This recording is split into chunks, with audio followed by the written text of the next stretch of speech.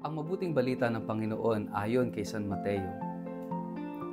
Nang dumating si Jesus sa kabilang ibayo, sa lupain ng mga Gadareno, sinalubong siya ng dalawang lalaking sinasapian ng mga demonyo.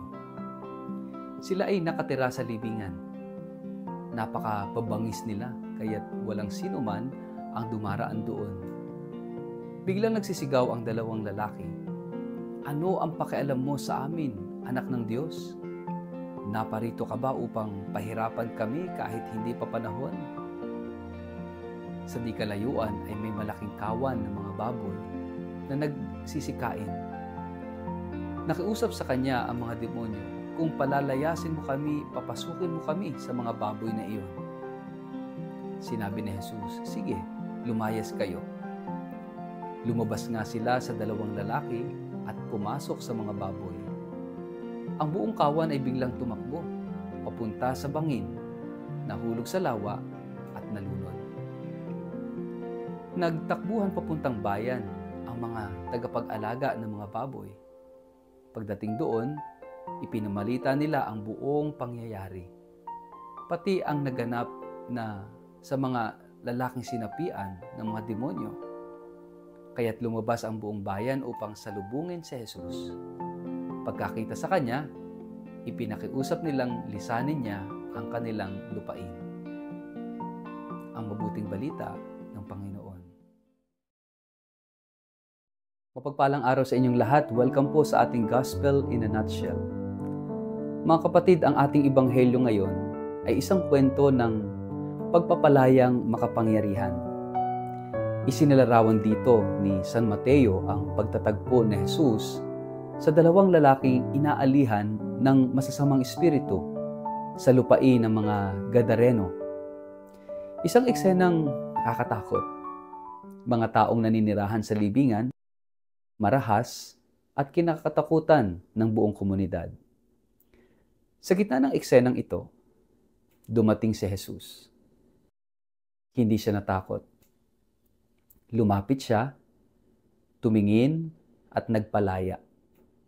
Ang kwentong ito ay hindi lang tungkol sa mga nasapian, ito ay kwento rin ng ating sariling pakikibaka laban sa kadiliman sa ating sarili, sa ating pamilya at sa ating lipunan. At paanyaya rin ito, piliin ang liwanag ni Kristo kaysa makasanayan ang kadiliman. Ang mga inaalihan sa Ebanghelyo ay simbolo rin ng ating panloob na sugat at pagkagapos. Galit na hindi maibsan. Sugat ng nakaraan na paulit-ulit nating binubuhay. Inggit, ingay ng kalooban. Adiksyon, pride, ingay ng social media. Takot na hindi maipaliwanag. Marami sa atin ay hindi literal na sinasapian pero nahuhulog tayo sa mga kasalanan o damdaming unti-unting sumisira sa ating pagkatao. Katulad ng mga lalaking iyon, unti-unti tayong hinihiwalay sa kapwa, sa komunidad, at sa Diyos. At ang mas masakit, minsan, nasanay na tayo sa mga multong ito. Inaari na natin ang kadiliman bilang normal. Ang lupaing ito ay pag-aari ng mga hintil, isang lugar na itinuturing ng mga Hudyo bilang marumi.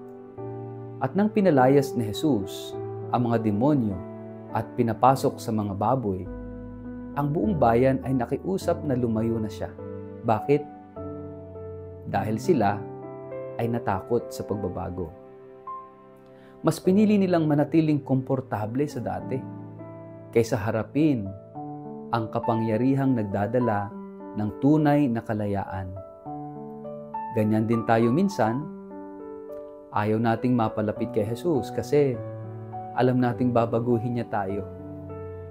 Takot tayong bitawan ang mga bagay na matagal na nating kinapitan kahit nakakasira na ito. Gaya ng mga Gadareno, mas gusto pa nating mawala si Jesus kaysa mawala ang ating mga baboy, mga bagay na nagbibigay ng pansamantalang seguridad pero humahad lang sa ating paglaya. Si Jesus ang may kapangyarihang magpalaya, pero kailangan nating pumayag. At ang mabuting balita, hindi kailanman takot si Jesus sa ating kadiliman, nilalapitan niya tayo. Hindi siya nasusuklam.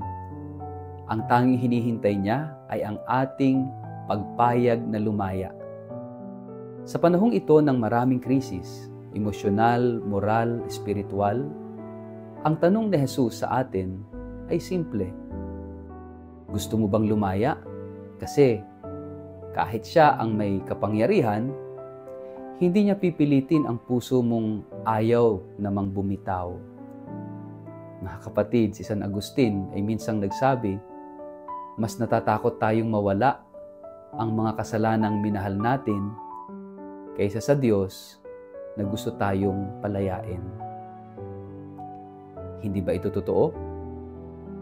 Gusto nating sumunod kay Kristo pero gusto rin nating manatili sa ating komportableng kasalanan. Hindi pwedeng parehong hawak ang krus at ang kadiliman. Darating ang panahon ng pagpili.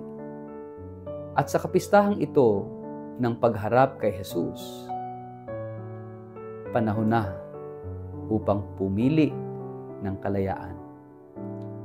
Anong baboy ang ayaw ko at ayaw ko pang bitawan sa buhay ko?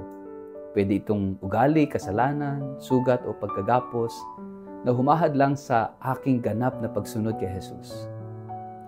Handa na ba akong hayaan siyang palayain ako? Sa ngalan ng Ama at ng Anak at ng Espiritu Santo. Amen. Panginoong Jesus, Ikaw ang liwanag na lumalapit sa aking kadiliman. Walang lugar sa puso ko ang lubos na nakakatagpo at nakakatago sa iyong awa. Tulungan mo akong tanggapin ang iyong paglilinis. Tulungan mo akong bitawan ang mga bagay na sumisira sa akin. Sa halip na itaboy kita, inaanyayahan kita sa puso kong takot at sugatan. Dumating ka, Panginoon, at gawin mo akong tunay na malaya. Amen. Palain kit ingatan ng makapangyarihang Diyos, Ama at Anak at Espiritu Santo. Amen.